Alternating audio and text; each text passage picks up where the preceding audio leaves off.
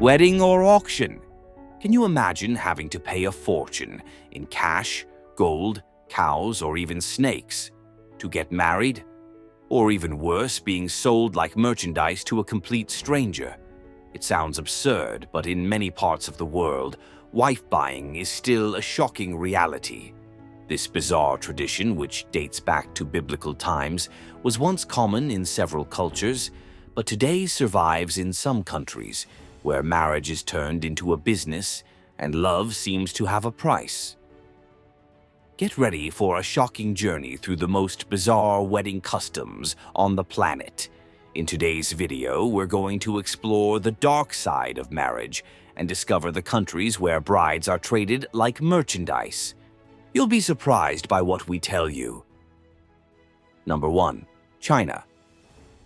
In China, a land of millennial contrasts and futuristic skyscrapers, marriage is a tradition that mixes the old and the new, the romantic, and the, shall we say, peculiar.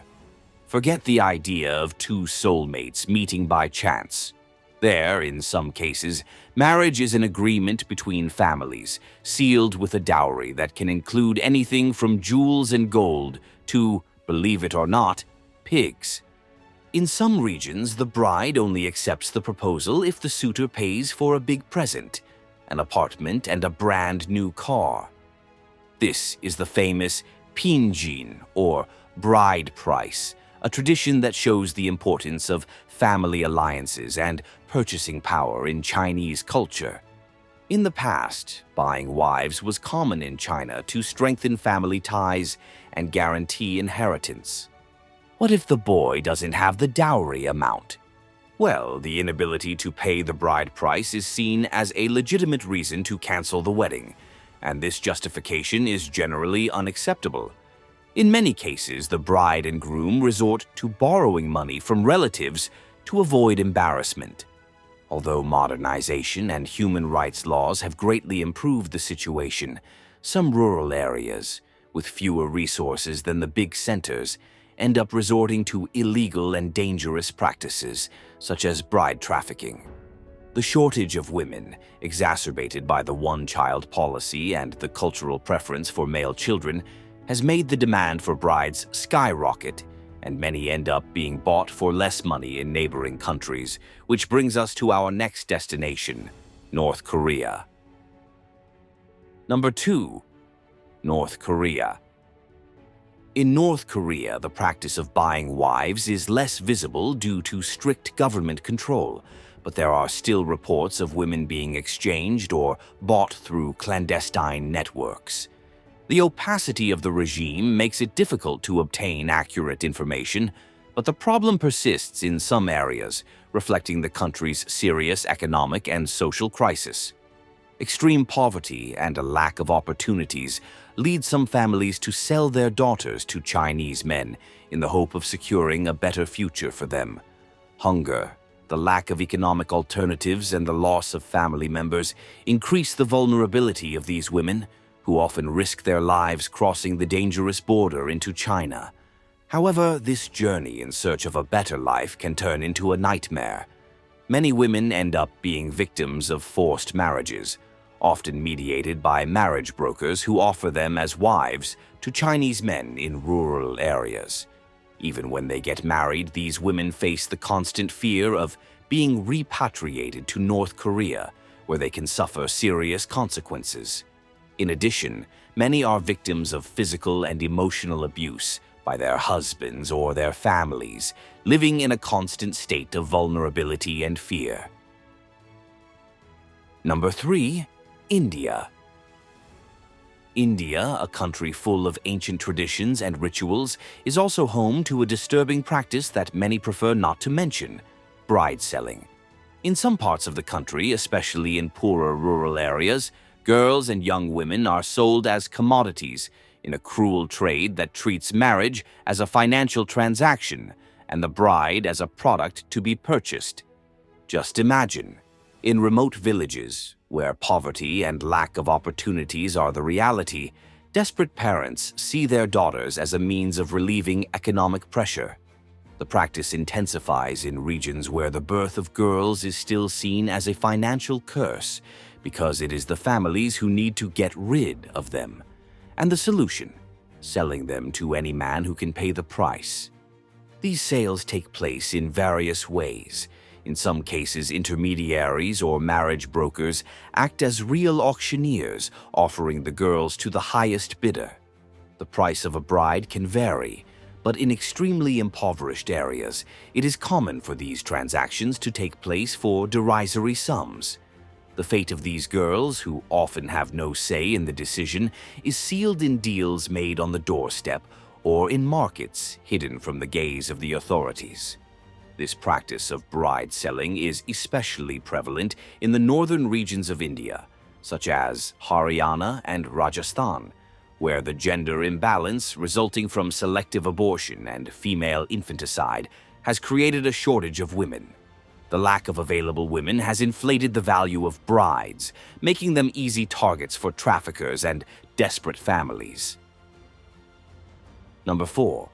Philippines and Vietnam. In the Philippines and Vietnam, the dream of a better future turns into a nightmare for many women who fall victim to trafficking for marriage.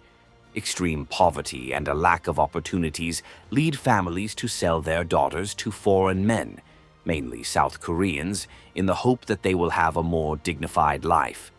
Meanwhile, in South Korea, women are increasingly focused on their careers and migrating to the big cities, leaving many single men in rural areas. This demographic shift, combined with the shortage of women available for marriage, has boosted the search for foreign brides in countries such as Vietnam, the Philippines, Cambodia, and Mongolia. In Vietnam, the situation is particularly serious. The bride-buying market has developed illicitly into one of the most depraved industries in recent history. In the mountainous northern provinces bordering China, virgin Vietnamese women, usually aged between 18 and 25, are often targeted by agencies specializing in facilitating marriages with men from East and Southeast Asia. The costs for these transactions vary between $5,000 and $22,000 and include not only the marriage but also a visa, health check, and a language course. The lack of education and low social knowledge among many of these women, many of whom only have elementary or high school education, contribute to the perpetuation of this industry. Many end up prostituting themselves to foreigners, facing not only domestic servitude, but also a life marked by exploitation and abuse. Number 5. Bulgaria. In Bulgaria, some Roma communities maintain a tradition that, for many, seems like something out of a movie: the bride market. It's like a fair where young gypsy women, often still in their teens, are introduced to find their future husbands. And don't think it's free. The families negotiate gifts which can include money, animals, and other valuables.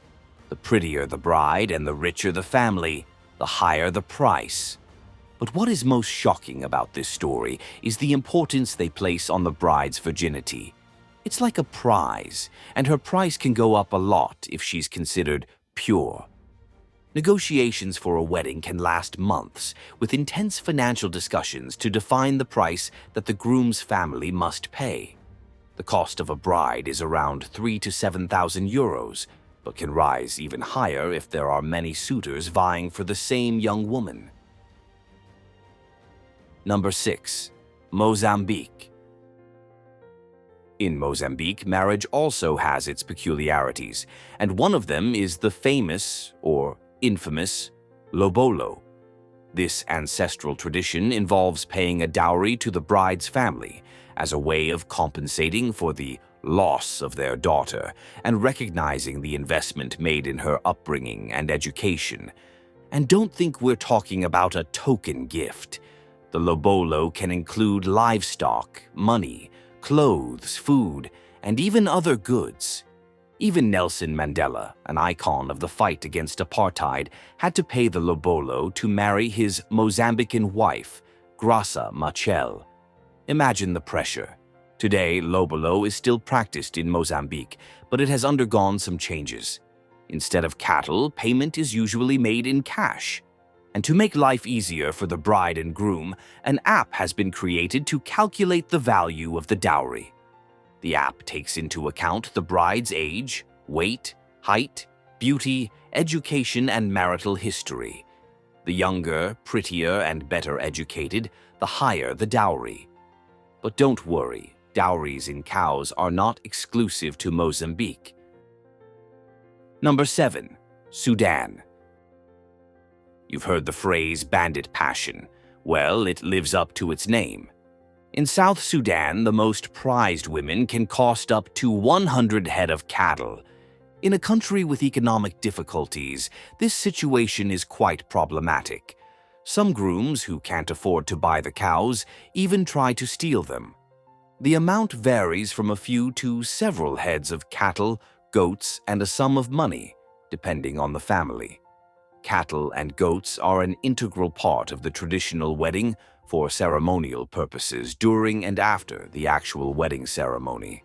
The value of the dowry varies according to the family and can be paid in installments, like a kind of love loan. That's right, the animals and the money aren't always paid all at once. This flexibility means that young people without many resources can also get married, as they can work off the debt while building their families. And if something happens to the groom, the family takes responsibility for paying the rest of the dowry. It's a matter of family honor. But as not everything is flowers, this debt can become a heavy burden for the groom and his family, who can end up in debt for years. So, what do you think of this tradition? Is it worth paying the price of love in cows? Have your say in the comments. Number 8. Nigeria. In Nigeria, the bride price is a common practice in many cultures.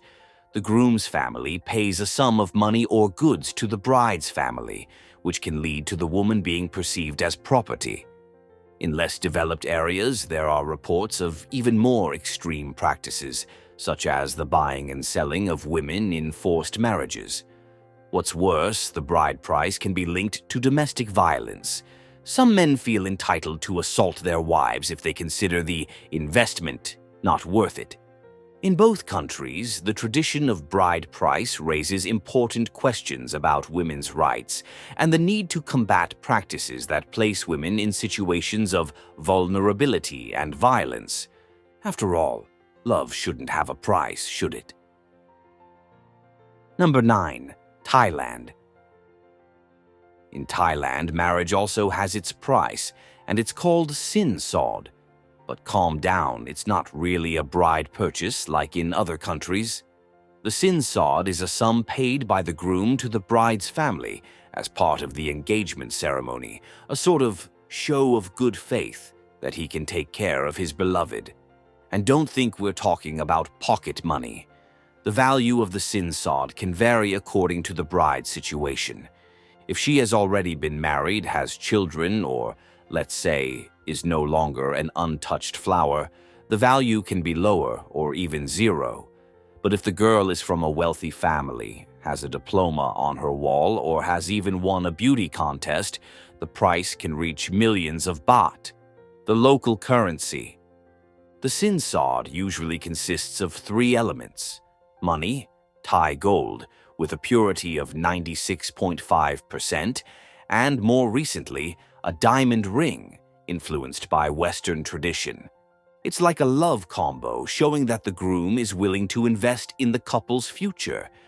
This amount serves as a public demonstration that the groom has sufficient resources to take care of the bride and possibly her family after the wedding. But not everything is as it seems. In many cases, the bride's family returns part or even all of the money to the couple after the wedding, as a welcome gift to their new life. It's a way of keeping the tradition alive, but without putting a strain on the couple's pockets. Number 10. Colombia. Colombian coffee, lush landscapes, and contagious rhythms make Colombia an enchanting destination. However, beneath this vibrant surface, there are complex and traditional realities that still persist. In some indigenous and rural Colombian communities, such as the Wayuu, Embera, and Arawak, the practice of dowry is still a reality. These groups maintain ancient traditions where the woman can be seen as part of a marriage transaction. Although modernization is reducing the prevalence of these practices, reports of marriages that follow these ancestral traditions still crop up sporadically, perpetuating the idea that a woman can be bought for marriage. Number 11. Mexico. Moving on to Mexico, we find a similar reality, but with its own particularities. In the state of Guerrero, the practice of dowry also persists, especially among indigenous communities such as the Juquila Yuvinani, located in the municipality of Metlatonoc. In this mountainous region, some families continue to sell their daughters, who are still children, as part of an ancestral agreement.